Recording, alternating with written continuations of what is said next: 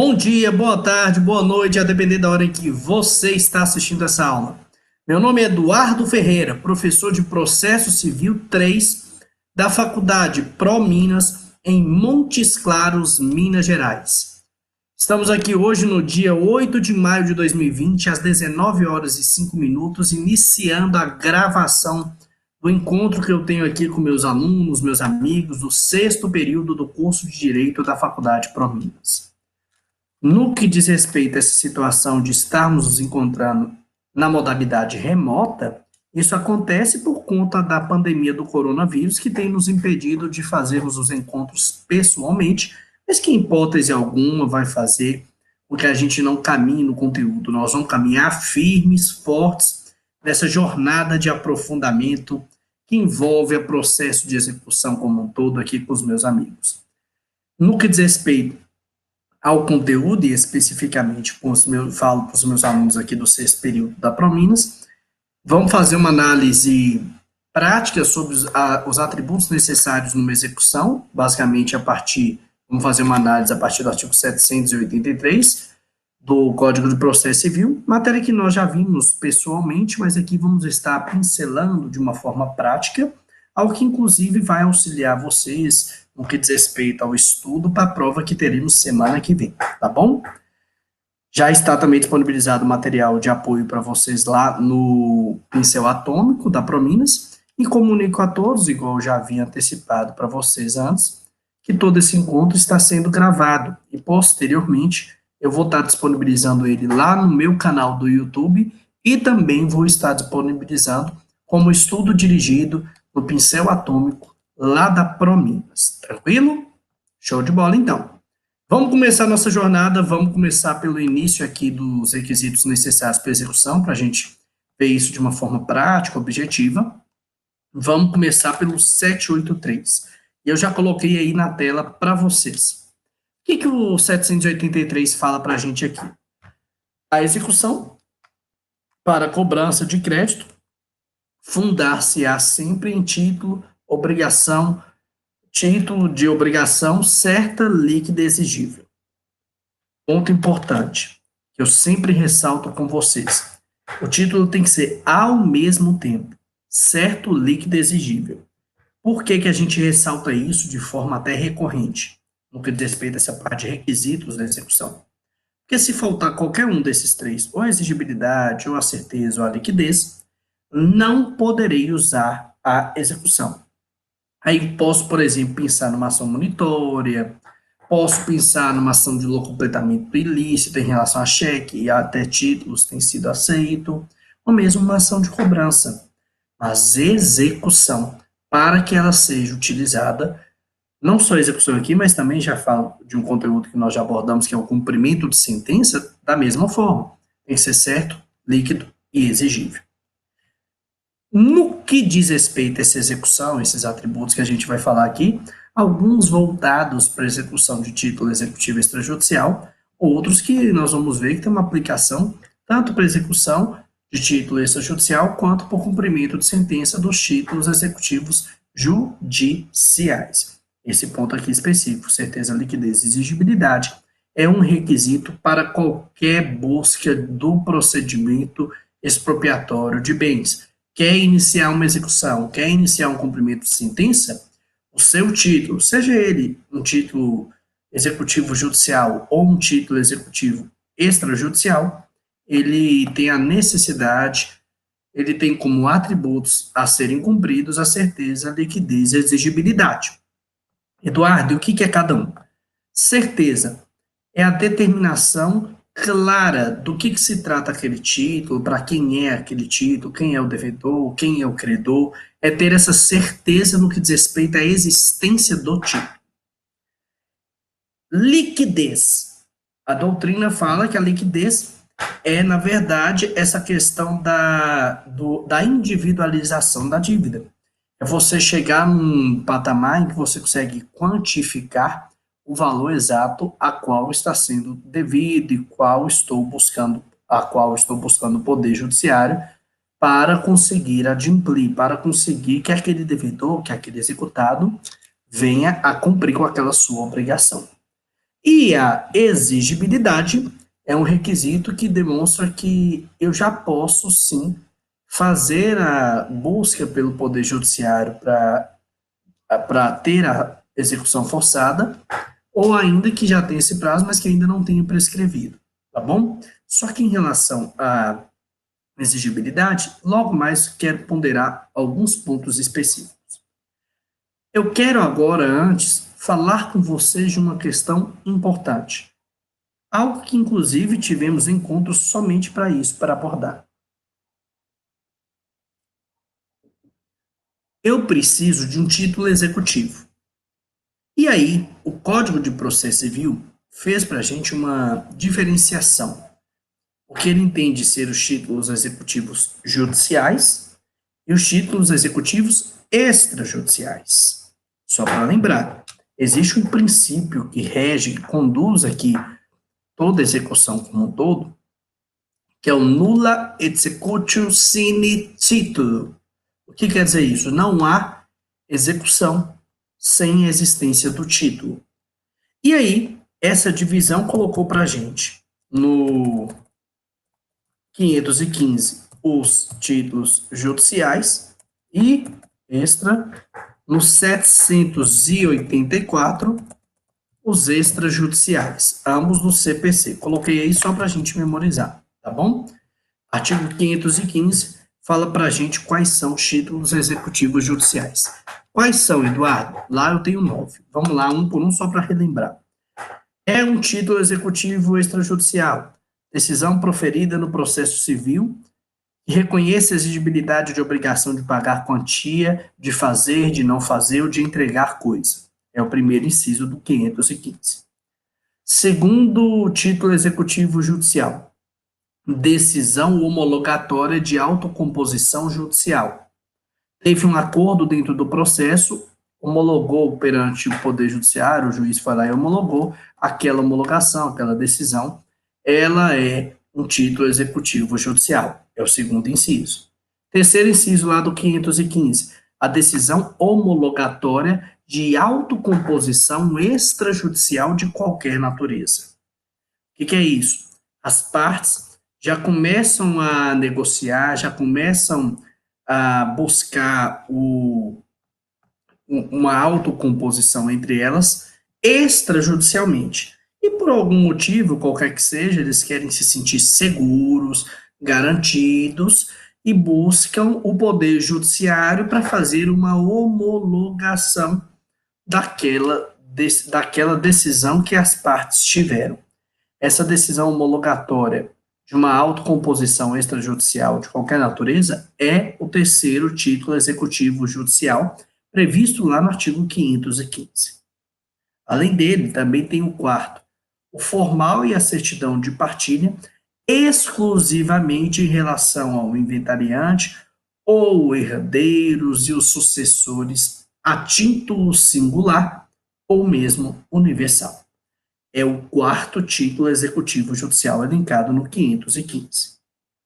Quinto, que está lá para a gente no 515 também, o crédito de auxiliar da justiça quando as custas, emolumentos ou honorários tiverem sido aprovados por decisão judicial. É um título executivo judicial. Por quê? No outro CPC, isso era um título executivo extrajudicial. Hoje não. É judicial. Está lá no 515. Tem uma atenção especial a esta questão. Tá bom? Ainda temos outros. Vamos falar. Sexto, título executivo judicial. Sentença penal condenatória transitada em julgado. Tem uma sentença penal condenatória, aquela vítima no processo penal, ele pode vir aqui buscar o ressarcimento civil, cumprindo aquela sentença penal condenatória transitada em julgado. Sétimo título executivo judicial, a sentença arbitral. Arbitragem que cada vez, principalmente em relações empresariais, só para relembrar, tem tido uma importância, uma relevância que a cada dia que passa tem aumentado. E a sentença arbitral é um título executivo judicial aqui para o nosso Código de Processo Civil. E, no final, temos dois títulos executivos que envolvem questão estrangeira. Primeiro, a sentença estrangeira homologada pelo STJ. Sentença estrangeira chega, perdão, chega no Brasil para ser cumprida e primeiro ela deve ser homologada pelo STJ. Maravilha, homologou, é um título executivo judicial, assim como também as decisões interlocutórias estrangeiras após a concessão do exequatur a carta rogatória pelo STJ. A decisão interlocutória também chega, a estrangeira chega no Brasil, passa pelo STJ para que ele faça análise e verificação se os requisitos que são necessários estão ali preenchidos, estão ali cumpridos, e no que diz respeito à efetivação, o STJ dá o exequatur e pode ser posteriormente feito o cumprimento de sentença. Deixando claro que até para relembrar um conteúdo, não vai cair na prova com meus alunos da Prominas na semana que vem, mas é só para a gente relembrar, o primeiro, o segundo e o terceiro aqui, inciso do artigo 515, além do quarto também, e o quinto, os 5 primeiros, o cumprimento de sentença é uma fase, enquanto a partir do sexto, sétimo, oitavo e nono, título executivo, o cumprimento de sentença vai ser realizado por um processo autônomo. Isso nós já nos deparamos ao estudar o cumprimento de sentença, e é só realmente para a gente relembrar, tá bom? São esses os títulos executivos judiciais elencados lá no CPC. Vocês estavam lembrando de todos? Sim ou não? Dá um joinha aí quem está ao vivo, que eu quero saber. Lembram desse conteúdo, que nós tivemos uma aula só para tratar de cada detalhe pormenorizando os títulos executivos judiciais, pela importância que eles têm. Eles estão lá no 515. O Paulo até falou que 515, 784, maravilha, é isso mesmo. Só que também eu tenho os títulos executivos extrajudiciais, perdão, a cabeça vai chegando no final da semana, hoje é sexta-feira aqui, a gente vai cansando, né? E começa a misturar. Fiquem tranquilos. Aqui nós agora vamos falar dos 784, os títulos executivos extrajudiciais. Eles estão lá no 784 e são 12. Vamos só relembrar antes da gente aprofundar o conhecimento, para a gente lembrar quais são. Primeiro, os títulos de crédito como um todo, letra de câmbio, nota promissória, duplicata, debênture e cheque, é o que está no primeiro inciso. Segundo inciso, escritura pública ou outro documento público assinado pelo devedor. Maravilha, é um título executivo extrajudicial. Terceiro, um documento particular assinado pelo devedor e por 2 testemunhas. É o terceiro título executivo extrajudicial. Também temos o quarto, o instrumento de transação referente ao Ministério Público, pela Defensoria Pública, pela Advocacia Pública, pelos advogados dos transatores ou por conciliador, mediador, credenciado pelo tribunal. Um acordo que é referendado por essas pessoas aqui elencadas, por esses profissionais aqui elencados, é um título executivo extrajudicial. Como também o quinto inciso do 784, coloca também como título executivo extrajudicial contrato garantido por hipoteca, penhor, anticrés ou direito real de garantia, aquele garantido pelo calção. Show de bola! Além disso, tem o inciso 6º, contrato seguro de vida em caso de morte. É um título executivo extrajudicial. Não só ele, como o 7º aqui previsto, o crédito decorrente de foro ou laudêmio. Temos o 8º, qual que é? Crédito documentalmente comprovado decorrente do aluguel de imóvel, bem como de encargos acessórios, como taxas e despesas condominais. Isso é muito relevante para quem objetivo já tem um contato com o direito imobiliário, que mexe com imóveis. É muito importante isso, pessoal. Aluguel de imóvel, encargos acessórios como taxas, despesas de condomínio, é título executivo extrajudicial, já vem direto para execução. Nono, certidão de dívida ativa da Fazenda como um todo, seja municipal, estadual, distrital, da União.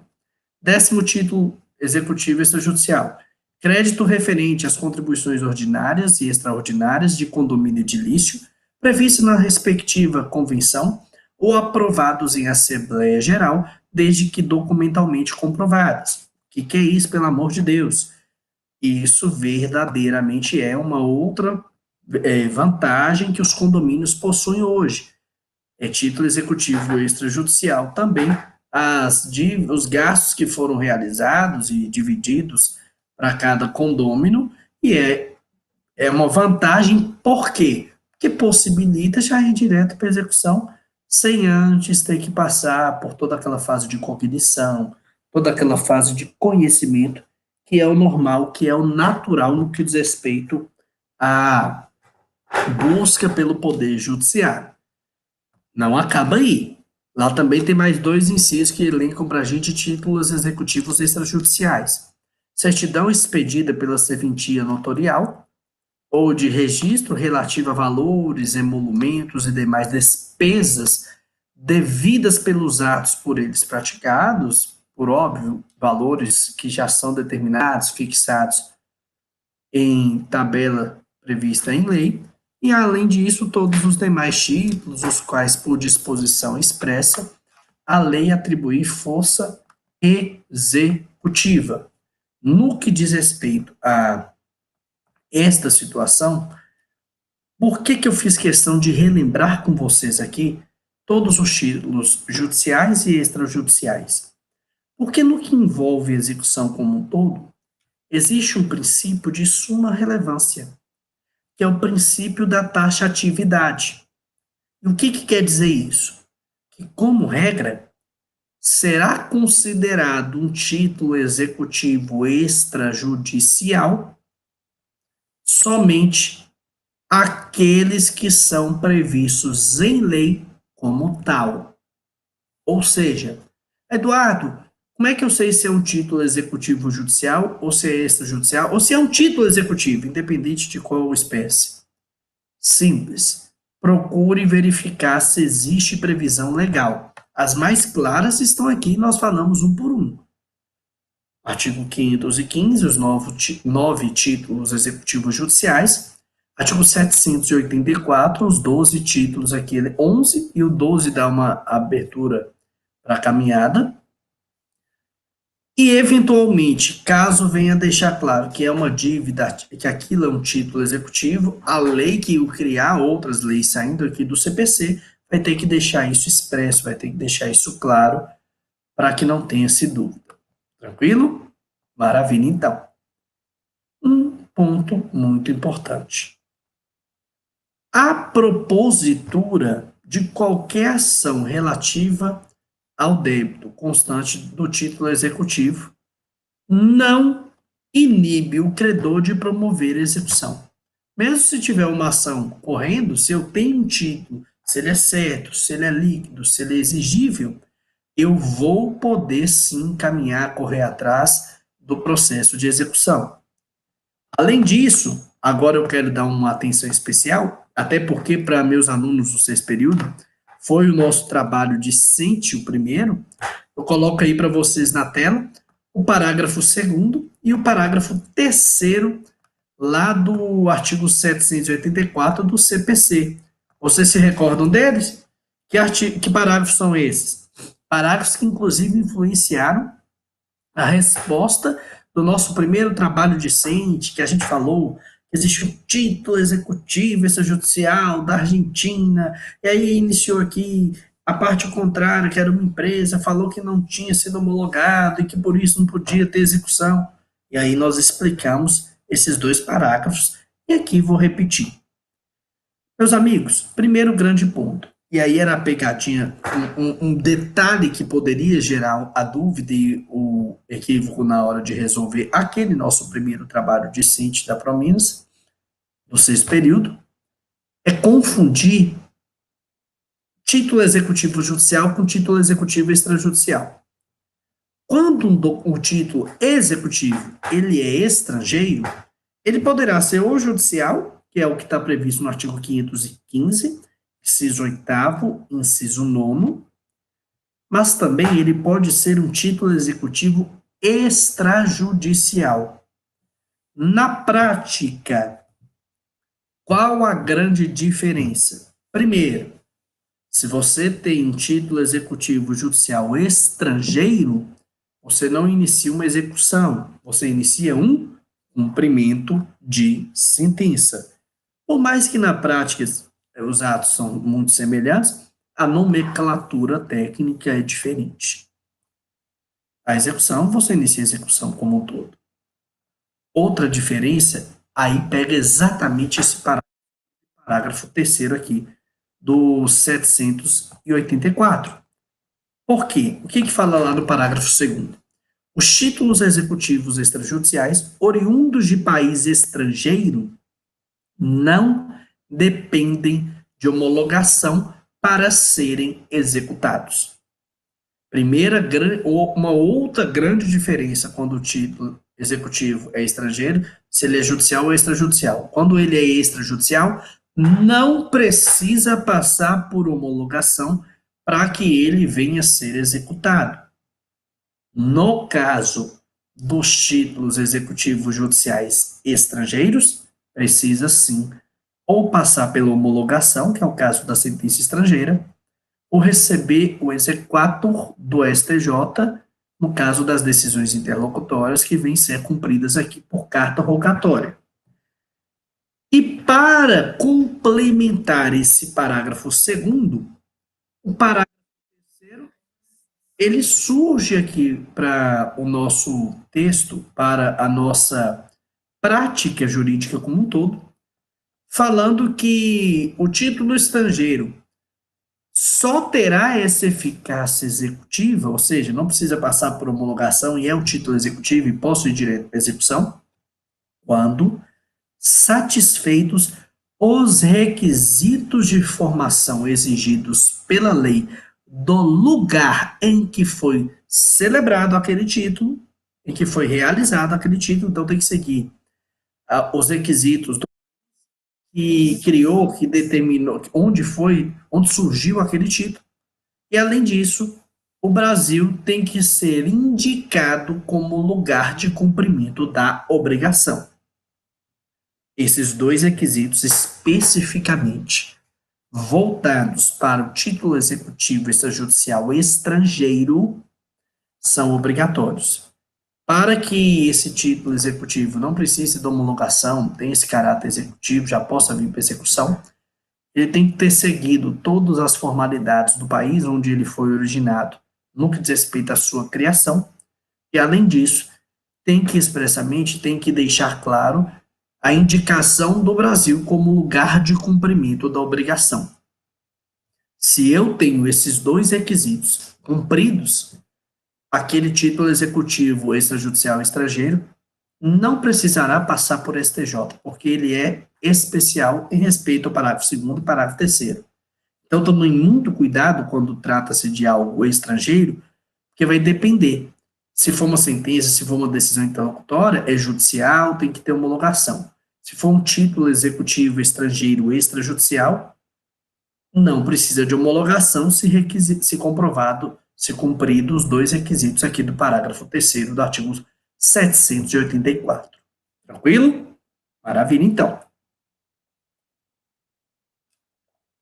Vamos continuar nessa nossa jornada aqui, aprofundando essa caminhada, só para fazer uma ponderação que está lá no 785 do CPC, e que eu coloco também aí para vocês aqui no Hangout Meets, ao vivo, no chat. O que o 785 fala? A existência de título executivo extrajudicial não impede a parte de optar pelo processo de conhecimento a fim de obter título executivo judicial. O que é execução? Nós falamos no último encontro, quando estávamos falando de petição inicial, que a execução como um todo, ela tem uma relevância especialmente no que diz respeito à agilidade, celeridade, rapidez na resposta do Poder Judiciário. Isso nós falamos na última aula. Mas por que eu estou ressaltando isso agora?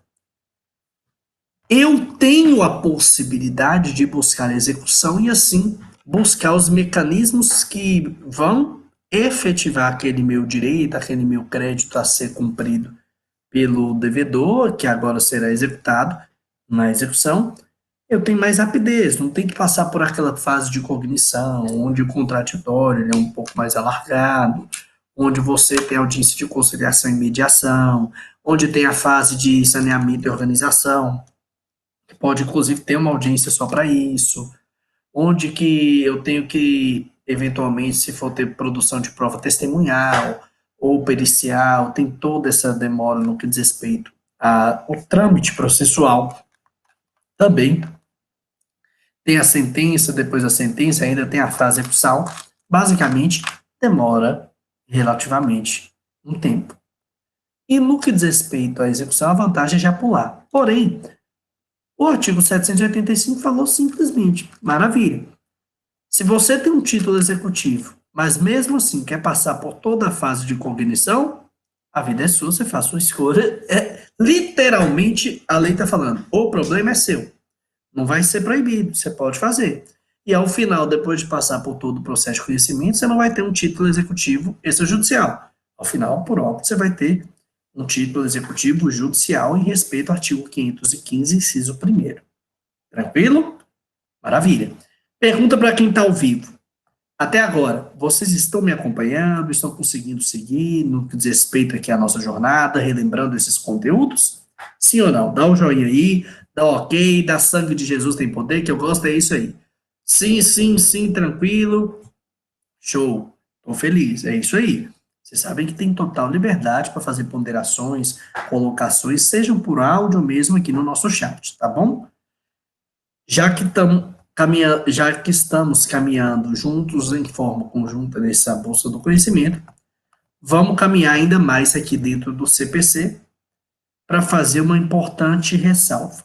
E agora vou começar a falar de 3 artigos que estão lá no CPC e que têm uma importância no que diz respeito à exigibilidade da obrigação.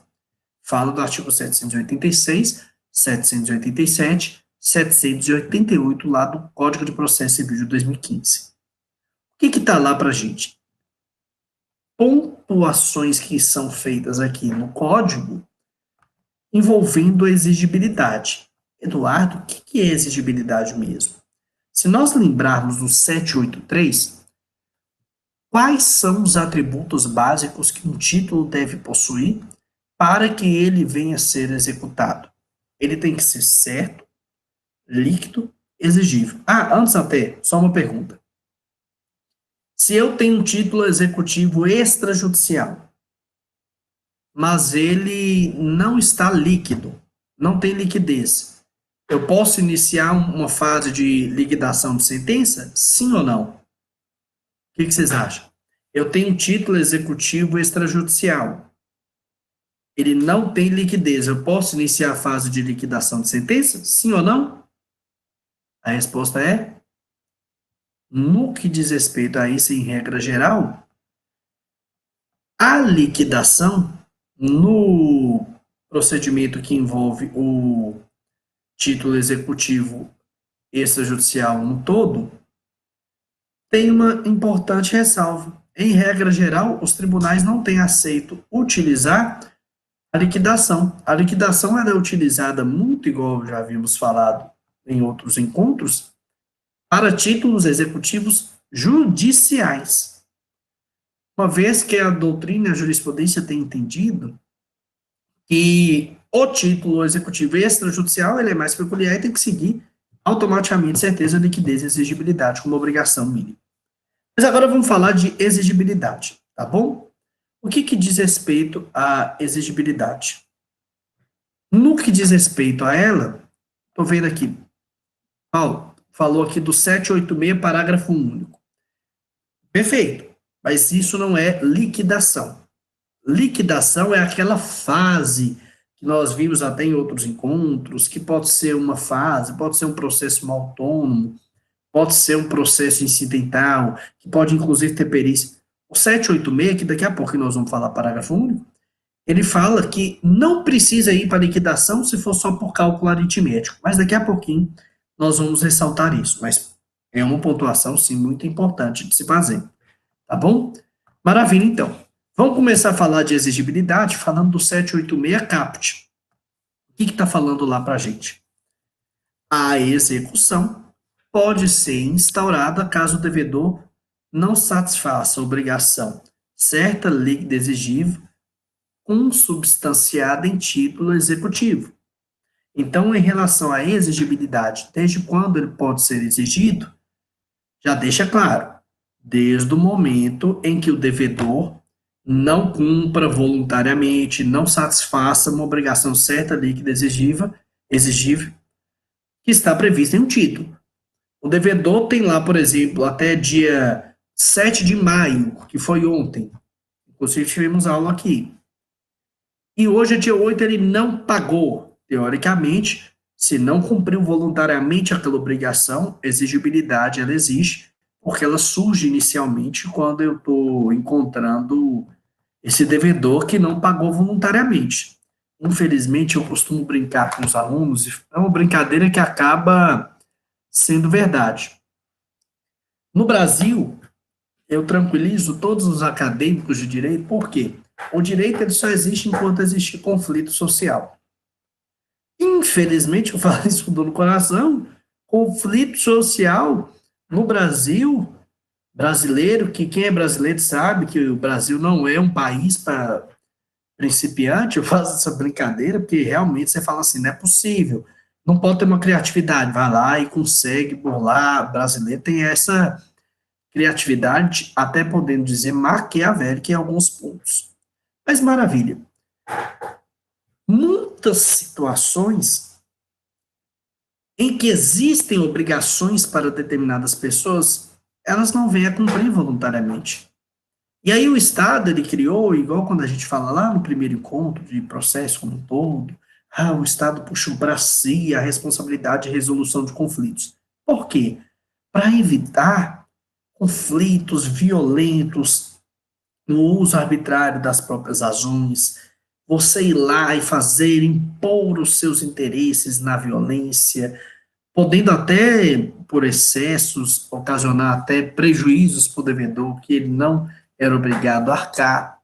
E aí surge a execução. Não pagou, não cumpriu com a execução, maravilha, é exigível, posso vir aqui requerer. E aí, eu coloco também para vocês agora, o Paulo até já tinha antecipado aqui para a gente, que é realmente uma importante ponderação para evitar pleonasmo, é o parágrafo único do 786. Lá fala assim para a gente: a necessidade de simples operações aritméticas para apurar crédito exequendo não retira a liquidez da obrigação constante do título. O que quer dizer isso? Quando nós estivemos aprofundando o cumprimento de sentença e antes a liquidação de sentença, nós vimos que ela é utilizada para títulos executivos judiciais quando não se tem a liquidez. E com esse procedimento de liquidez, vai se buscar chegar a uma individualização daquela dívida.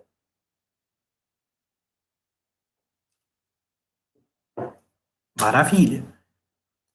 Meus amigos, a liquidação, quando nós tivemos a aula para falar da liquidação de sentença, nós vimos que ela pode razoavelmente durar um tempo considerável. Vamos imaginar, igual eu dei um exemplo prático de um caso em que eu atuo, em que tem uma liquidação de sentença, com perícia. Pessoal, só de ter perícia, de ter liquidação, demora mais 2, um ano.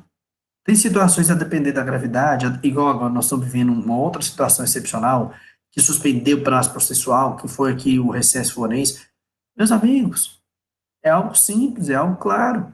A liquidação de sentença vai agregar um tempo maior para que você chegue aos finalmente do processo, que é o grande objetivo, ter satisfeito aquela decisão, aquele título executivo que você possui, ele ser satisfeito perante o Poder Judiciário. No que diz respeito a títulos executivos extrajudiciais, especialmente, ou mesmo os judiciais, mas que só precisa de um mero cálculo aritmético, o que é isso? É aquela boa e velha atualização monetária. Inclusive, com meus amigos do sexto período, ainda naqueles momentos que podíamos nos encontrar pessoalmente, antes dessa pandemia do coronavírus, Nós, na aula, fizemos uma atualização de valor, todo mundo sentado, bonitinho, vocês lembram disso?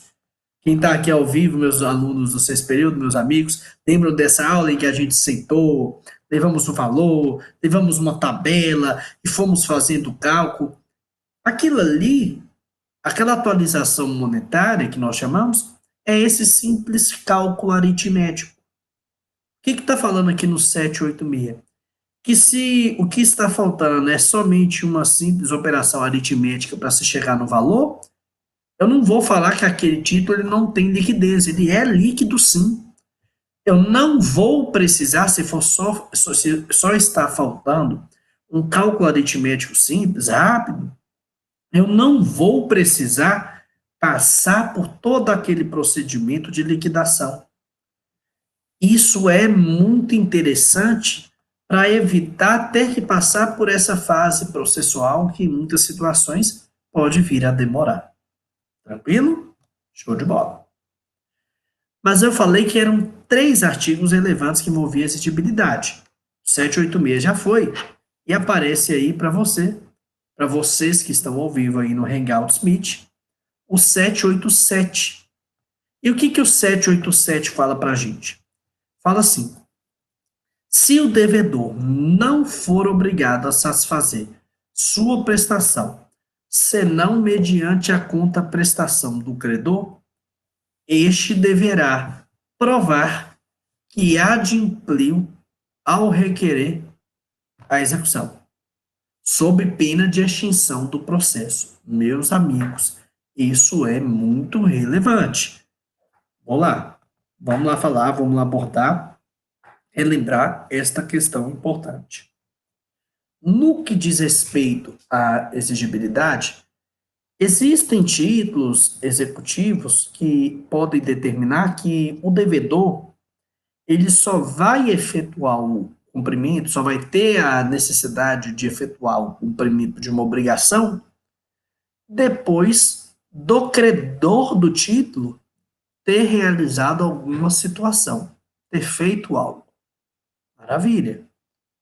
Meus amigos, no que diz respeito a isso, o que seria, para a gente ter um exemplo, uma situação em que eu tenho um título executivo, eu tenho uma obrigação que o devedor deve cumprir, mas ele só vai cumprir depois que o credor tiver feito algo. Simples, vamos imaginar assim. Eduardo, eu vou te pagar 50 mil reais, e aqui está vamos imaginar, está lá um documento que a gente faz um contrato, que eu vou no cartório e eu com o devedor coloco assim: eu, Eduardo, darei 50 mil reais para Maria, João, José, qualquer pessoa, 50 mil reais no momento em que ele passar no vestibular de medicina, no momento em que ele passar no vestibular de engenharia, no momento em que ele passar no vestibular de direito, que é a nossa área aqui.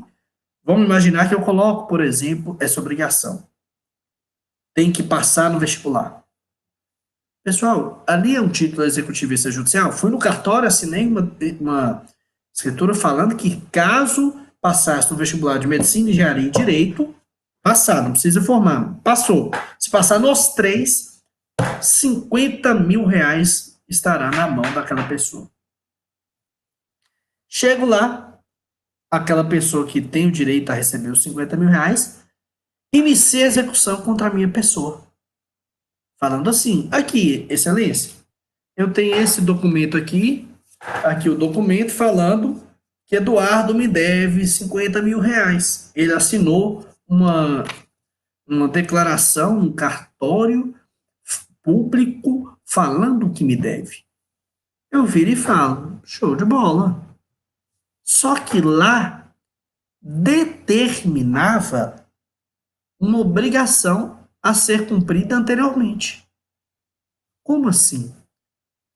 Você, Eduardo, vai ter que pagar João, por exemplo, 50 mil. João, então, é o credor daquele crédito. Maravilha. Mas, João, ele só vai te pagar quando você fizer sua parte e cumprir a obrigação. Que obrigação seria essa? No caso aqui que a gente está dando de exemplo, comprovar para mim que você passou no vestibular de medicina, engenharia e direito. Se você me provar isso, maravilha, é o que está no artigo 787 caput. Simples, o executado poderá eximir-se da obrigação, o executado pode correr e falar, não vou cumprir a obrigação, quando o devedor, ele pode falar isso quando existe ainda uma contraprestação do credor que não foi cumprida. É obrigação do exequente aqui, ao iniciar o processo de execução, provar que adimpliu a sua contraprestação, sob pena do processo ser extinto. É muito importante. Então tem que ter muita atenção ao título. Pode ser uma sentença, que é um título executivo judicial, por exemplo, uma sentença arbitral, pode ser um título executivo extrajudicial, qualquer que seja, tem que seguir essa obrigação. Só que o 787 também tem um parágrafo único. Eu acabei de colocar ele aí na tela para vocês. E o que fala lá no parágrafo único do 787?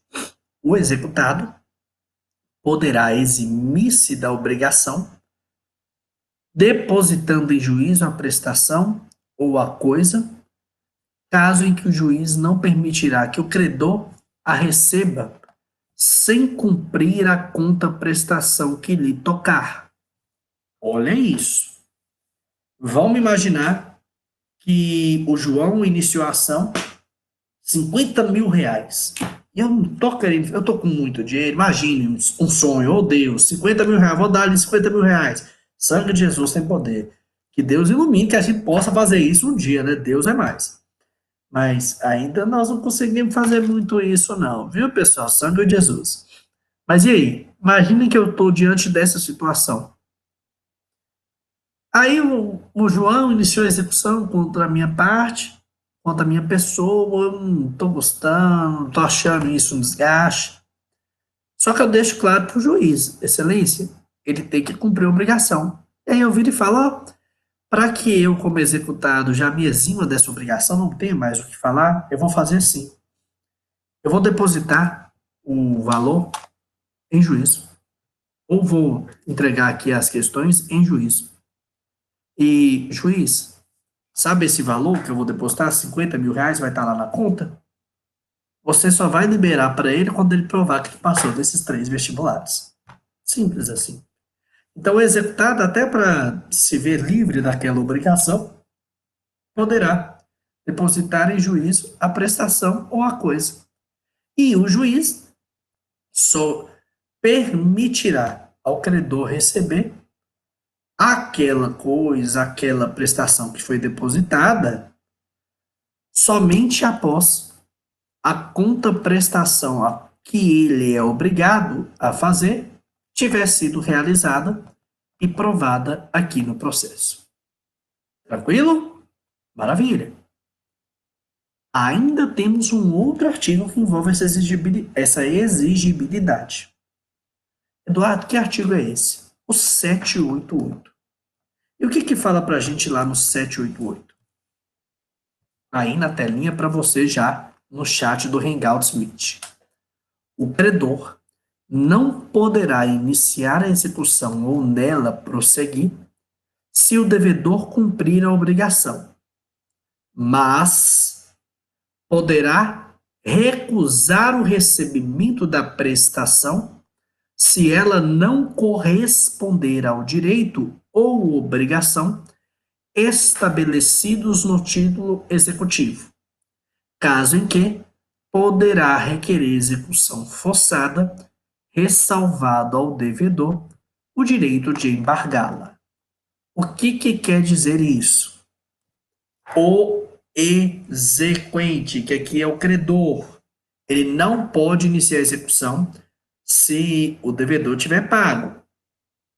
Ou ele já iniciou, mas no meio da execução o devedor foi lá e pagou. Ele não vai poder mais continuar nessa caminhada utilizando o processo de execução. Só que tem aqui uma ponderação. Aqui o Paulo pergunta, no caso, se o credor não cumprir a contraprestação, o dinheiro tem que ser devolvido para o devedor, eventualmente vai ser intimado a parte para vir se manifestar. Normalmente, ou ficará lá rendendo o valor, ou ele vai poder, por exemplo, levantar o valor. O juiz pode determinar que ele faça esse levantamento caso o credor não comprove que cumpriu a obrigação. Perfeito. A contraprestação, verdadeiramente falando. E aí, aqui fez uma ressalva. Não posso fazer execução se o devedor pagou. Mas aí, vamos imaginar. Eu compro na mão de Maria 100 sacas de café. Esse café é tão bom que o valor dessas 100 sacas de café é de R$ 1 milhão. Meu Deus, meu Deus. É um café bom, não é? Show de bola. R$ 1 milhão. Então, é um café caríssimo. Porque ele é produzido na noite, selvagem, sei lá. O povo vai colocando as coisas, vai ficando tudo mais caro, maravilha. Mas vamos imaginar que é R$ 1 milhão 100 sacas de café. O que eu tenho que. Eu paguei os 1 milhão. Imagina, eu já dei 1 milhão, tá aqui, ó. Maria, 1 milhão na sua conta, você tem que me entregar aqui 100 sacas do café, esse café especial, que é produzido à noite, maravilha. E aí, eu cumpri com minha obrigação, paguei o valor. Falta Maria vir aqui e me entregar o que ela tem obrigação, o que ela me deve, que é o quê? As 100 sacas de café. Esse café, fenomenal, maravilha.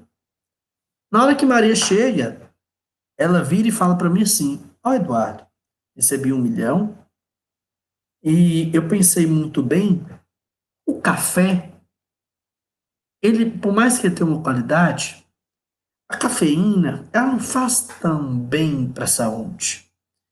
E eu pensei no caminho e preferi vir aqui te entregar R$ 1 milhão, mas em vez de café, desse café especial, eu vou te entregar em cabeças de gado. E aí você vai ter um leite, vai poder ter a carne.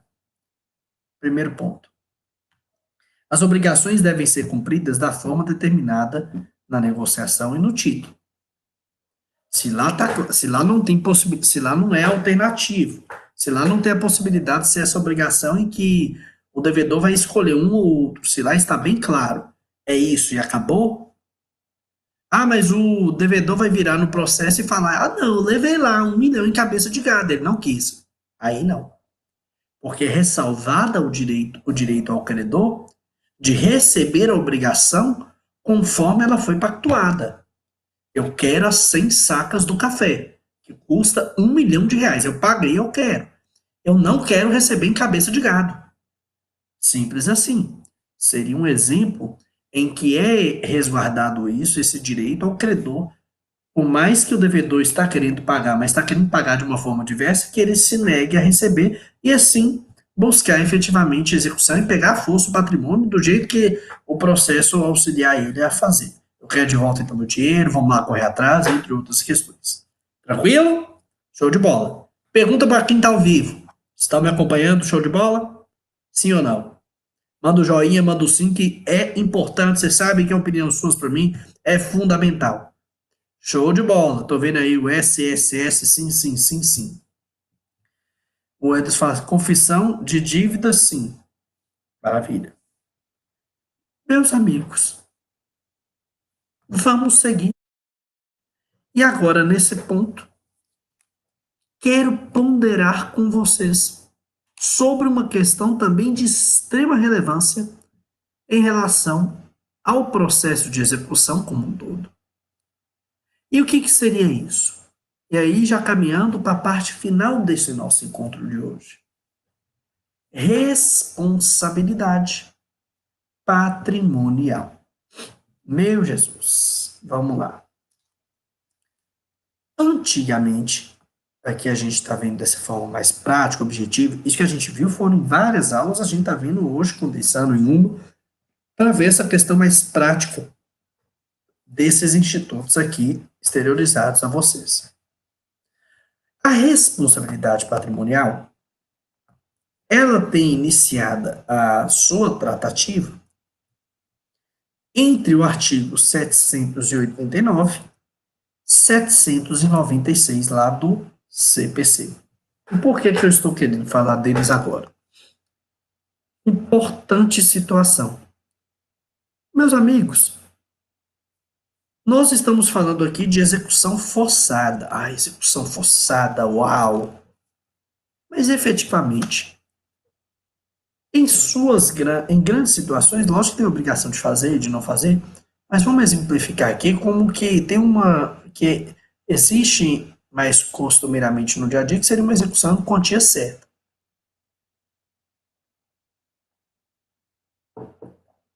Nesse ponto, vamos imaginar dinheiro mesmo. Ah, eu quero receber R$ 1 milhão, aquele 1 milhão que está me devendo. Maravilha.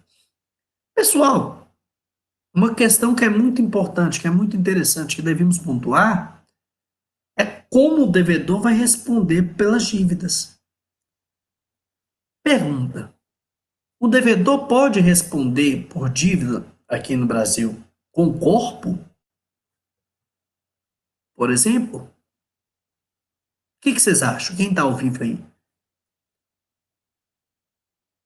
Maravilha. Paulo já ressaltou aqui o que era a pegadinha. A doutrina entende que não, mas a exceção é a prisão civil. Lembre-se disso. Pensão alimentícia. Vocês lembram que eu tenho certeza, nós vimos isso. A pensão alimentícia, ela vai eventualmente numa execução de dívida alimentar, né, de pensão alimentícia, poder vir a ocasionar a limitação do direito de ir e vir daquela pessoa. Existe prisão. Hoje no Brasil, a prisão civil por pensão alimentícia, ela existe ainda. Seria uma situação em que a pessoa está respondendo com corpo. Mas a regra geral não é essa. Já foi antigamente, hoje não mais, tá bom? E até só fazer uma ressalva da prisão civil, antigamente também era permitido a prisão civil do depositário infiel, que era, por exemplo, a pessoa que fez um contrato de alienação fiduciária, e aí na hora que ele não paga, vai buscar o veículo, por exemplo, ele desaparecia com o veículo. Era permitida a prisão do depositário infiel, aquele que era o depositário da coisa e que fez ela perder, ou desapareceu, ou fez não mais existir aquela coisa a qual ele era o depositário, ele poderá ficar preso. Porém, um Pacto San José da Costa Rica, a Convenção Americana de 69, que veio para o Brasil, teve todo um processo de caminhada aqui no Brasil. Se não estou equivocado, finalizou esse processo em 2009, e a partir disso, não mais se teve a possibilidade da prisão civil do depositário infiel. Então, hoje, dívida somente civil que pode gerar prisão, limitação a esse direito de ir e vir, somente hoje, em regra, a dívida alimentar. Show de bola. No que diz respeito ao CPC, a responsabilidade patrimonial ela é bem clara aqui para a gente. Lá no 789, falando assim: o devedor responde com todos os seus bens, presentes e futuros, para o cumprimento de suas obrigações, salvo as restrições estabelecidas em lei. Basicamente, o que o artigo 789 fala para a gente? Da regra geral de responsabilidade patrimonial. Que regra seria essa? Ah, eu tenho um patrimônio, estou devendo. O que eu vou fazer? Pagar, porque se não pagar, o patrimônio responde. E, meus amigos, isso é algo muito emblemático na vida prática. Por quê? No que diz respeito à obrigação, todo mundo tem um homem médio como um todo, o ser humano, um brasileiro, um estrangeiro, qualquer pessoa como um todo, ela entende, salvo se ela tem algum tipo de limitação, seja por uma questão de deficiência, algum problema mental, alguma coisa nesse sentido, mas uma pessoa média, ela entende que obrigações têm que ser cumpridas. Na nossa sociedade, nós vivenciamos isso.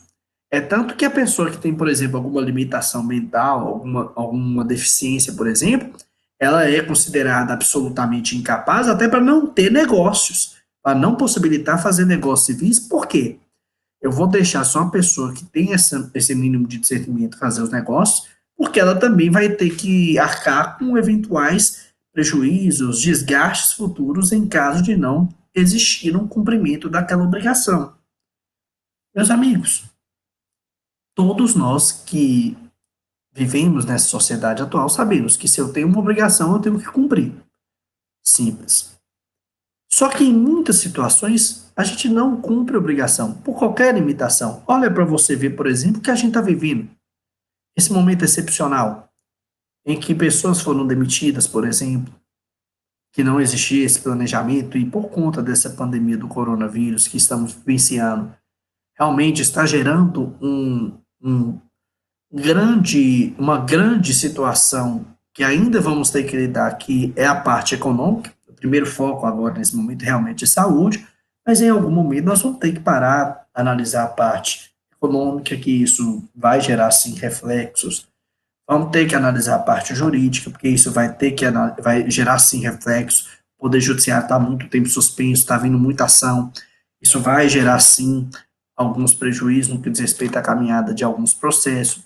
Nós vamos ter que sentar e é o que os estudiosos da área falam que, na verdade, nós não vamos voltar a uma normalidade. As pessoas falam que nós vamos voltar a uma nova normalidade.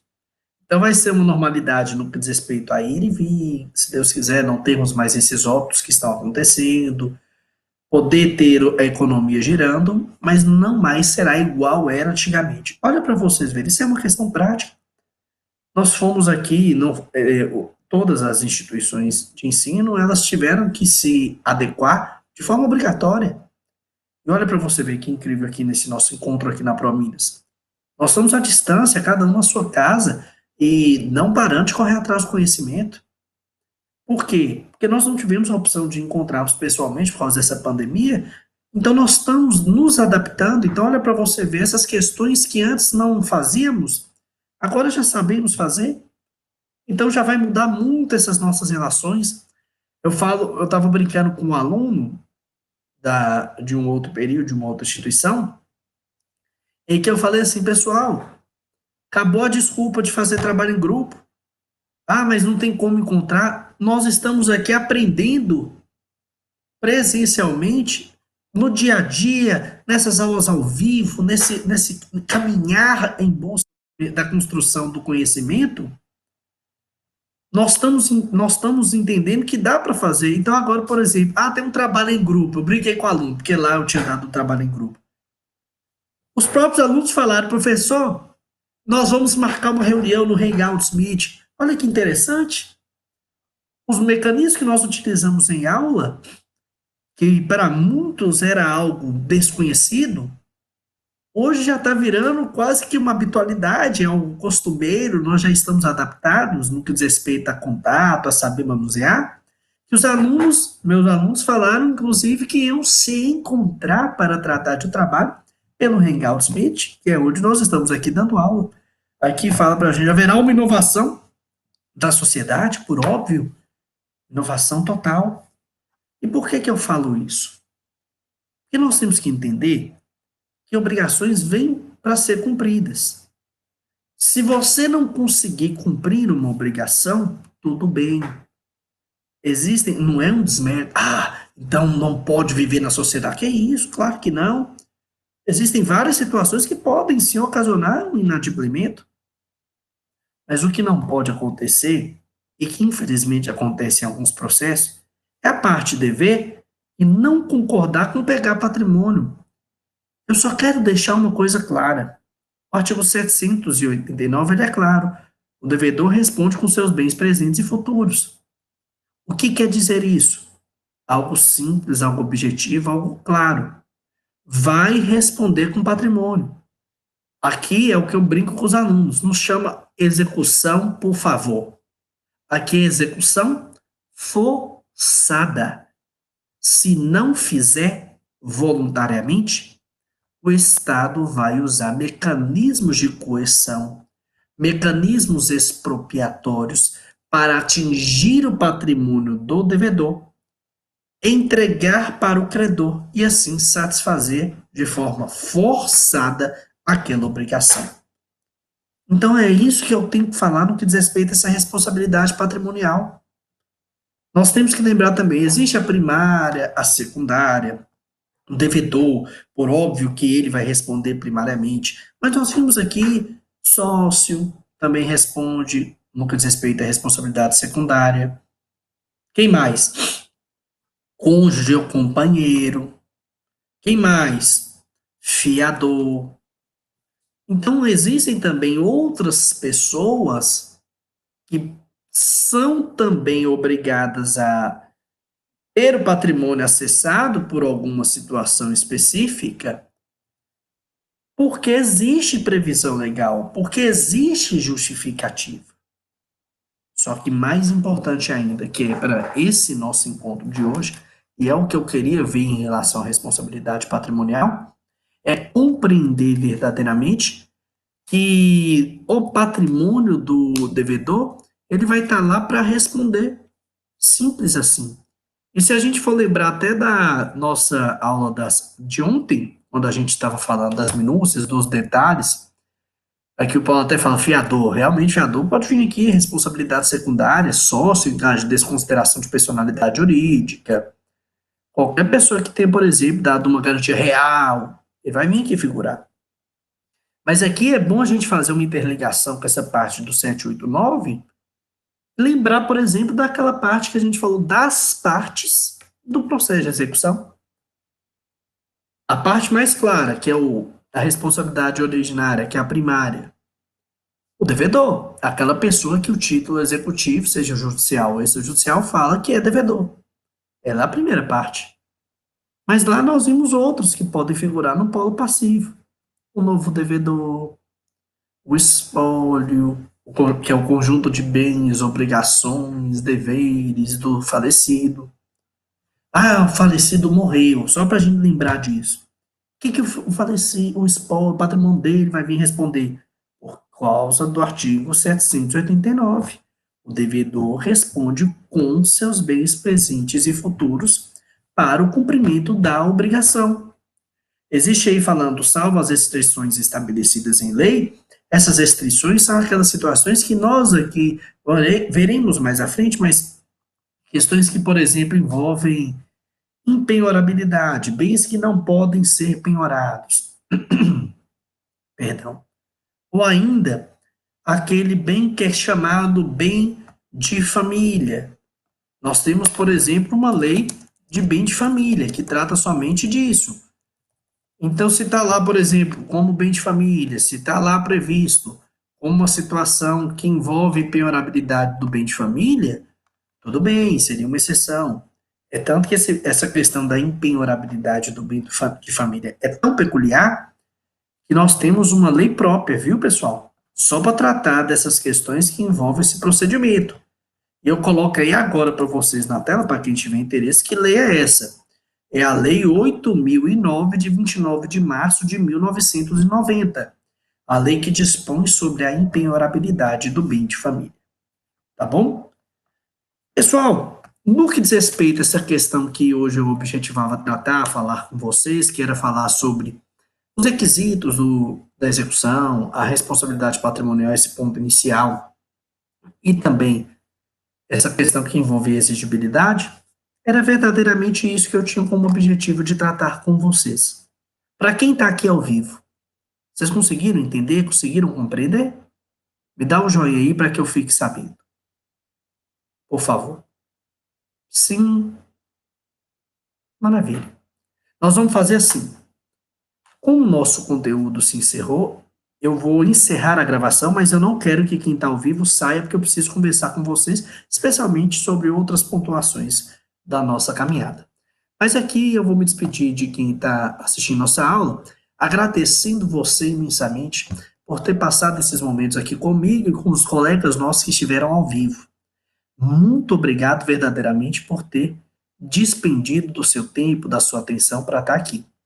Desejo a você um ótimo dia, uma ótima tarde, uma ótima noite, a depender da hora em que você assistiu essa aula. Nos encontraremos em outras oportunidades. Um grande abraço e até a próxima.